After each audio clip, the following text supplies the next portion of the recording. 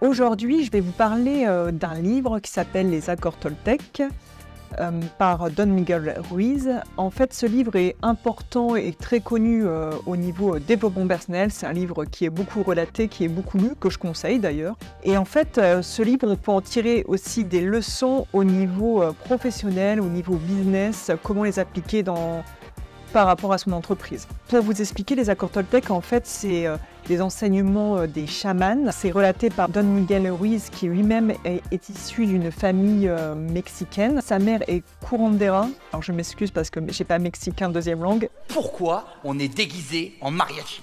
Donc elle est guérisseuse et son grand-père est nagual, il est chaman.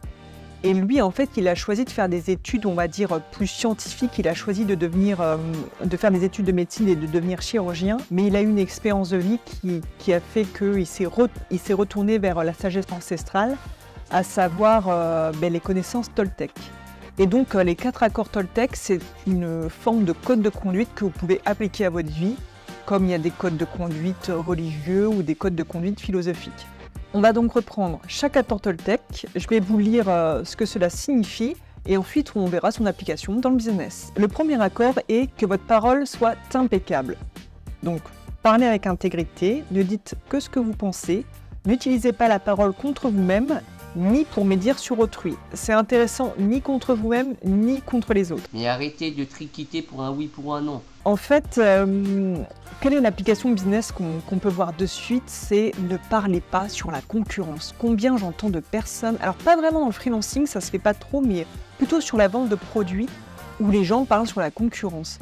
J'ai par exemple fait de la réparation vélo avec quelqu'un qui me semblait très bien, et là il a commencé à me parler pendant des plombs, lui la concurrence fait ci, fait mi, fait ça.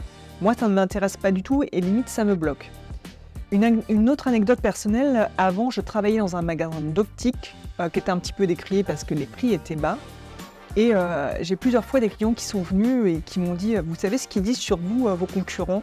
Et moi j'avais une phrase qui faisait mouche à chaque fois, je dis « Pardonnez-moi mais je n'ai pas le temps de m'occuper de la concurrence, j'ai juste le temps de m'occuper de mes clients. » Et quand je disais ça, le client a été tout de suite cueilli parce qu'en fait il se rendait compte que les concurrents, au lieu de travailler sur leurs produits, leurs prestations, ou de travailler pour leurs clients, passaient leur temps à déblatérer. Donc, que votre parole soit impeccable. Une phrase que j'ai retenue de Brenda Boukritz, qui est une coach. Bonjour les filles, j'espère que vous allez bien. Elle a sorti cette phrase, j'ai trouvé ça super intéressant.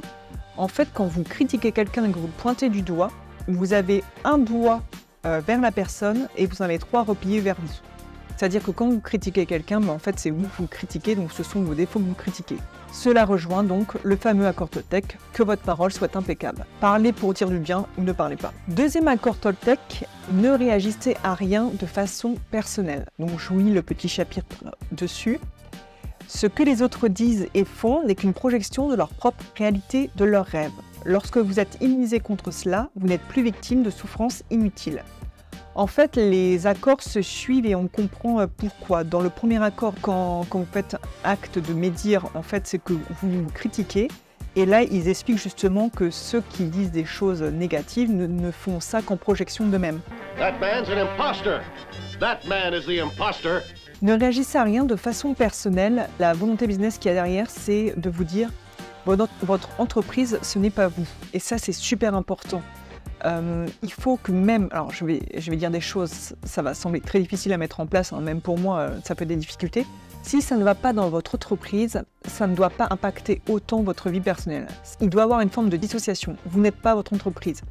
N'en faites pas une affaire personnelle. Si quelqu'un n'aime pas vos produits, vos prestations, ça ne veut pas dire qu'on ne vous aime pas. En gros, vous n'êtes pas votre boîte.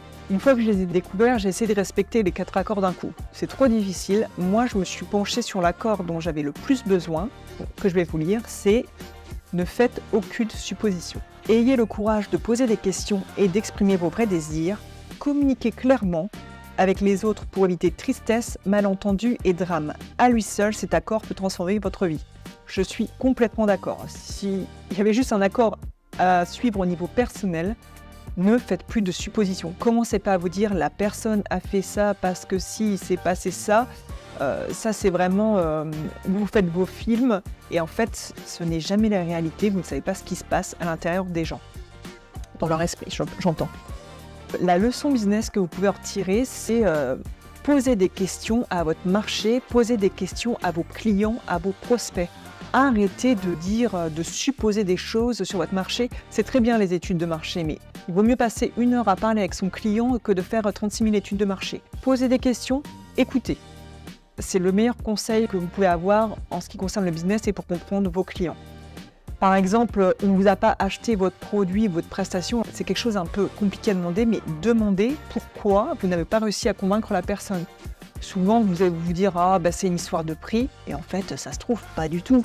Ça se trouve, la personne, elle ne peut pas vous piffrer. Je vais t'étrangler.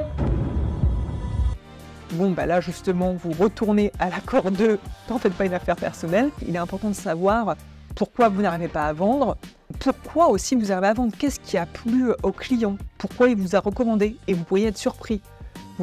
Ça peut être un petit truc qui pour vous n'était pas forcément la panacée, et pour le client c'était super important.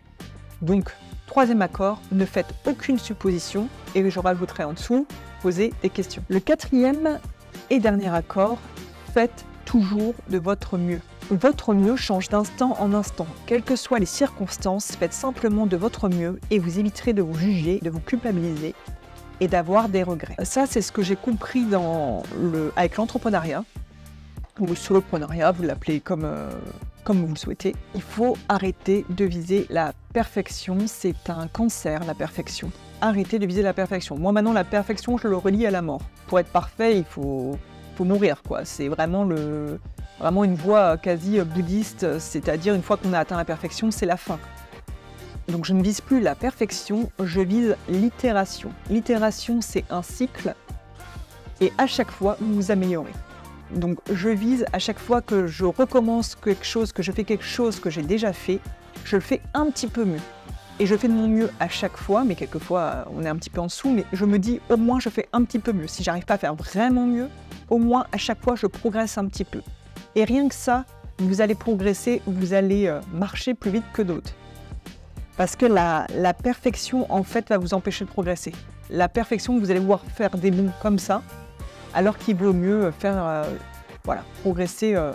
progresser petit à petit. Et soyez en fait responsable de votre réussite. En conclusion, les 4 accords Toltec, c'est un code de conduite qui peut vous servir aussi bien personnel que professionnel. Je répète les 4 accords. 1er accord, que votre parole soit impeccable. 2e accord, ne réagissez à rien de façon personnelle.